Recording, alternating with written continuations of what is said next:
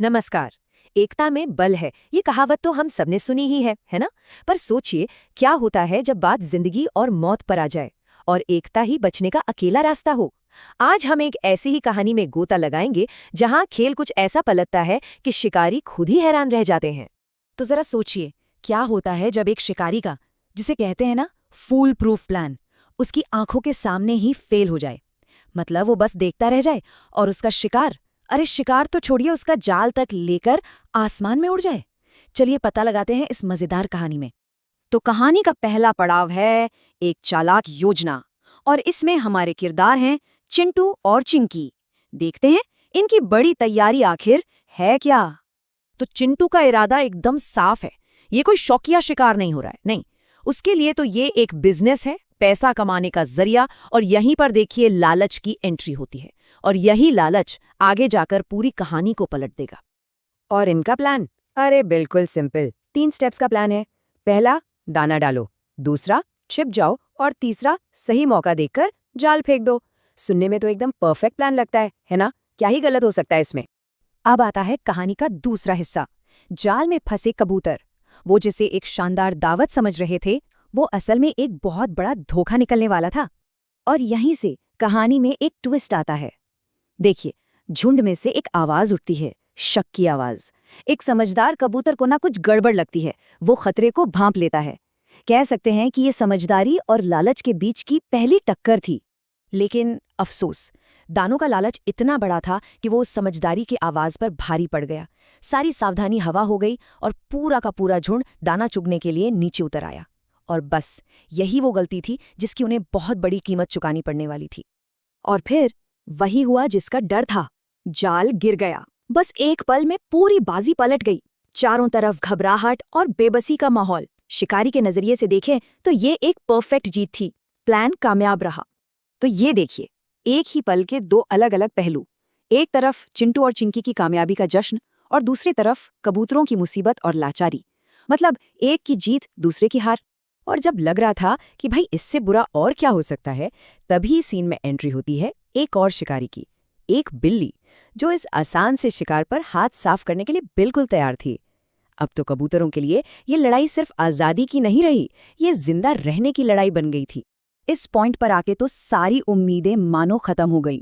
जाल इतना मजबूत, शिकारी पास आ रहे हैं और बचने का कोई रास्ता नजर नहीं आ रहा।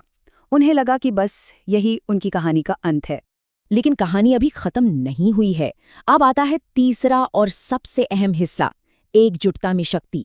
और यहीं इस गहरी निराशा के बीच एक ऐसा आइडिया जन्म लेता है जो सब कुछ बदलने वाला था।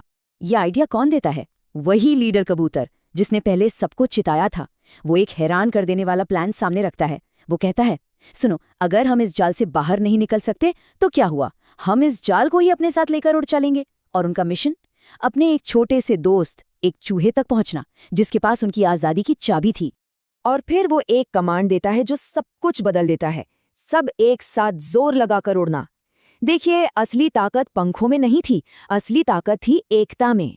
सवाल ये नहीं था कि कौन कितना मजबूत है, सवाल सिर्फ एक था, क्या वो सब एक टीम की तरह एक साथ काम कर सकते हैं। और फिर जो हुआ वो किसी चमत्कार से कम नहीं था। उन छोटे छोटे कबूतरों ने मिलकर उस भारी भरकम जाल को जमीन से उखाड़ फेंका और उसे लेकर हवा में उड़ गए। ये था एकता की ताकत का जीता जागता सबूत। अब जरा एक पल के लिए उन शिकारियों के चेहरों के बारे में सोचिए। उनका फूल प्रूफ प्लान, उनका जाल, उनका मुनाफा, सब कुछ उनकी आंखों के ठीक सामने हवा में उड़ रहा था। जो एक पल पहले उनकी पक्की जीत थी, वो अब एक ऐसी हार में बदल गई थी जिस पर यकीन करना भी मुश्किल था। चलिए अब कहानी के आखिरी हिस्से पे आते हैं, इसकी सीख। तो इस पूरी कहानी से हमें सीखने को क्या मिलता है?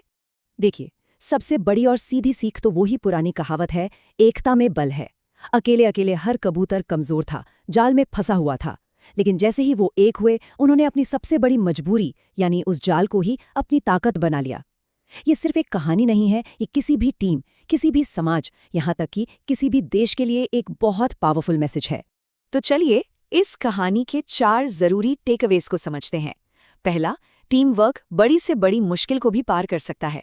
दूसरा, एक अच्छा लीडर वही है जो सबसे मुश्किल हालात में उम्मीद जगाए और रास्ता दिखाए। तीसरा, जैसा हमने शिकारियों के साथ देखा, जरूरत से ज्यादा लालच अक्सर खुद के ही नुकसान की वजह बनता है। और चौथा और आखिरी सबक कि अक्ल की ताकत जिस्म की ताकत से हमेशा बड़ी होती है। और अब मैं एक सवाल के साथ इस कहानी को यहीं छोड़ता हूँ। आखिर इस कहानी का असली हीरो है कौन? वो लीडर कबूतर जिसने हिम्मत दिखाई और रास्ता सुझाया, या फिर वो एकता जिसकी वजह से उस रास्ते पर चलना मुमकिन हो पाया? इसका जवाब ना लीडरशिप और टीम वर्क के रिश्ते के बारे में बहुत कुछ सिखाता है। इस पर सोचिएगा जरूर।